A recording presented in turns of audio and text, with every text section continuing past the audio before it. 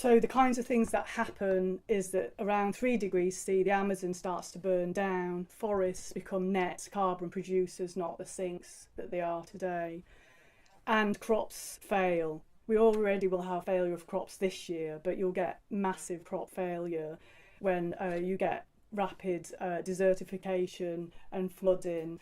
And look at history books about what happens to societies when food fails and you get food price spikes. So rising temperatures are causing melting of ice in Greenland and Antarctica.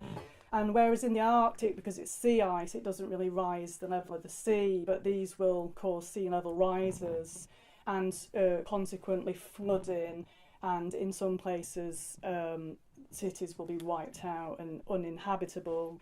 This map shows the places that will be most affected. And many cities are based on rivers or on the coast. Some will be submerged forever, ever. Others will sustain vast damage and destruction. Alongside other impacts like the desertification, there will be mass migration. There's different models on that. The range is between 100 million and 1 billion people, probably averaging around 200 million. And we're talking by 2050, so when my sons are my age now. This is up to 1 in 9 people on the move. You can't cope with that. Society just cannot cope with that. And I'm afraid it's not a question of Britain shutting down its borders and letting the brown folks drown in the sea, because it's an internal migration issue within countries. 10% of the UK population will be affected. Places like Plymouth will be underwater and so on. Lots of rural areas. 1 in 10 people in the UK affected.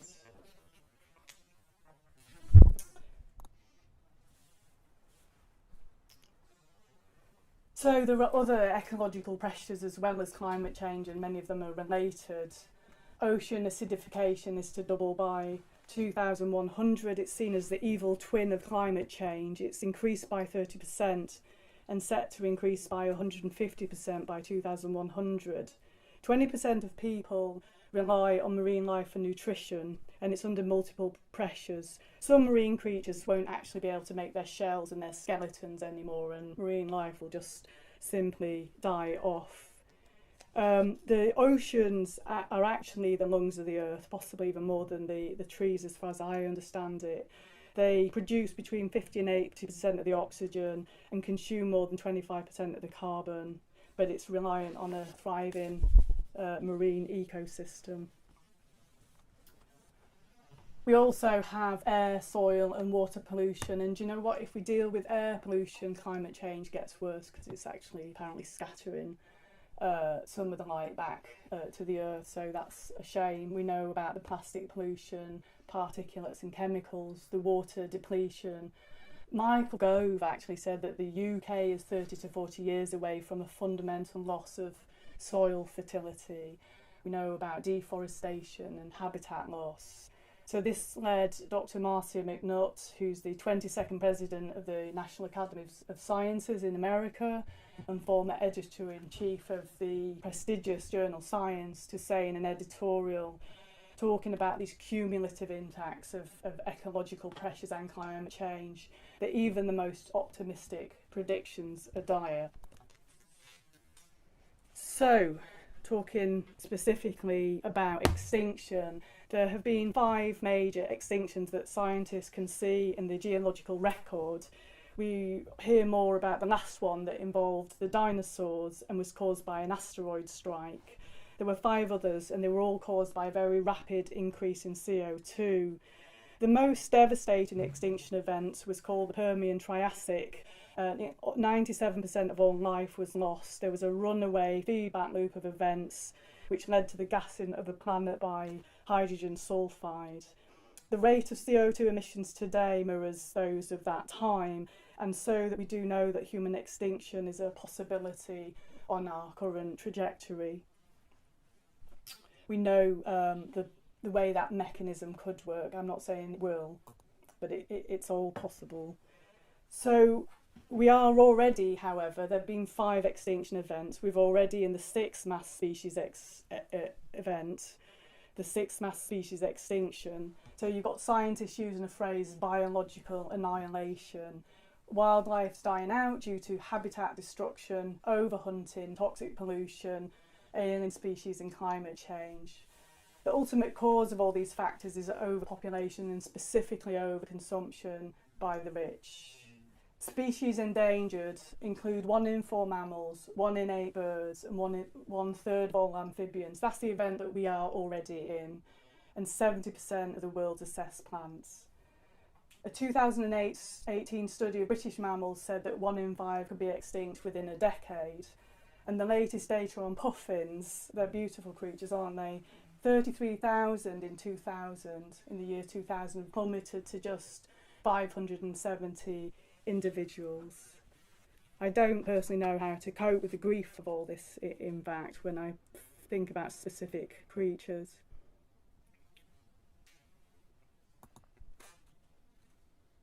So remember that we're heading towards around 3 degrees of warming, 3.2, and possibly towards 5. This paper last year was more reported this year, says that there's a 1 in 20 chance that the carbon dioxide that's already in the atmosphere could cause an existential warming threat. When you go over 5, we just don't know.